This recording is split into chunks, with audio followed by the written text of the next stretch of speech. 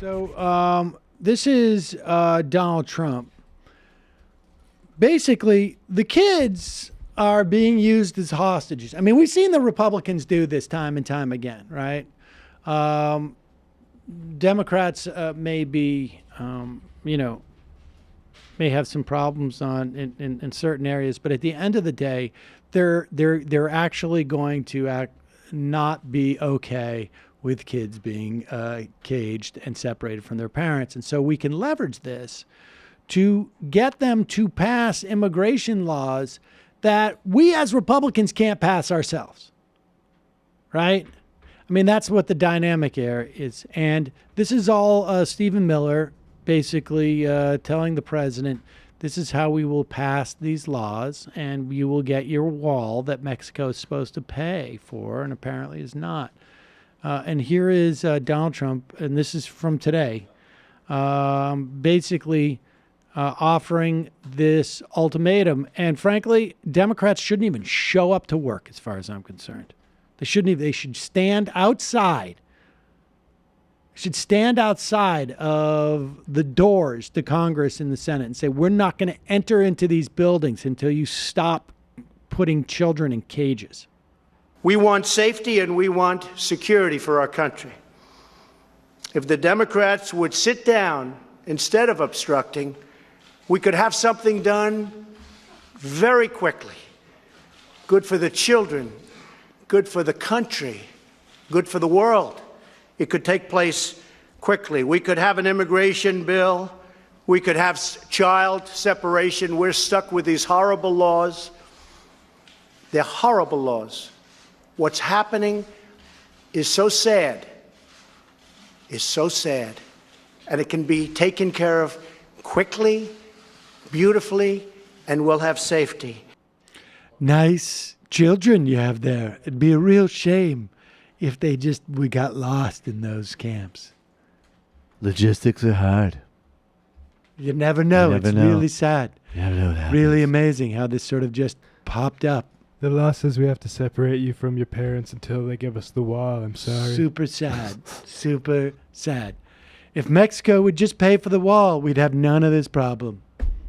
None of this problem. But Mexico refuses to pay, so we've got to imprison a bunch of kids from Guatemala. I've got some mouth-breathing troglodytes campaign in front of it another couple of years. Sorry, kids.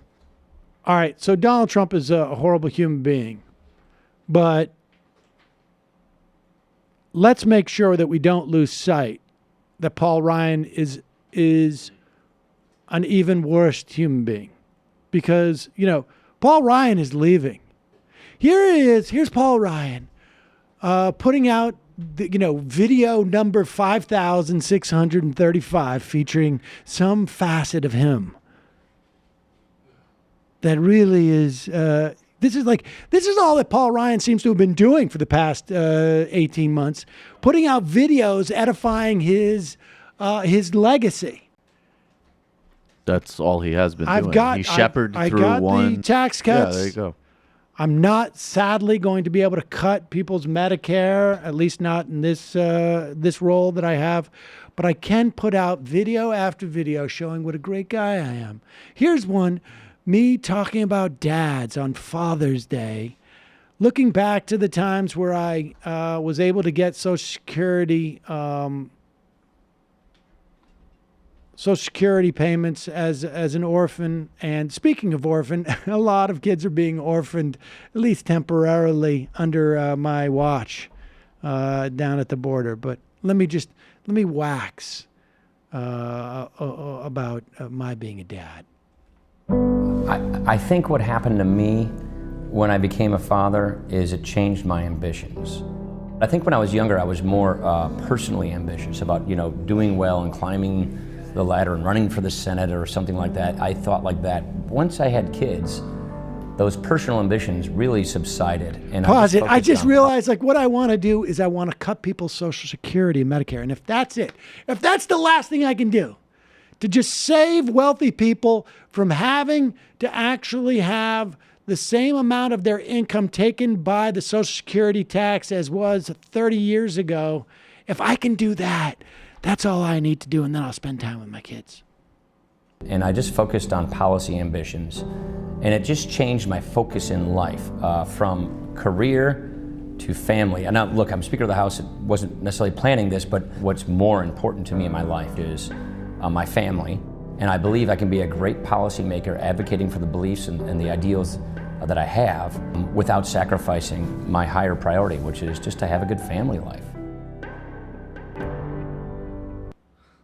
There you go.